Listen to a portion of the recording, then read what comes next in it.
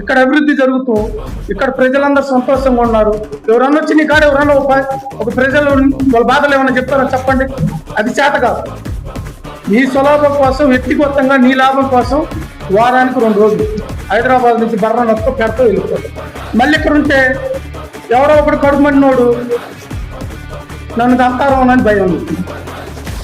ఎవరికోడి మండిద్ది. నువ్వు మాట్లాడే అబద్ధాలకి మోసపోతలకు ఏ ఉద్యోగస్తుడికో ఏ రాజకీయ నాయకుడు గ్రామాల్లో ఉన్న నీ సర్పంచులే నేను తిడతాను. అట్ట నోరు తగ్గించుకోయా అని వాళ్ళే చెబుతున్నారు కదా.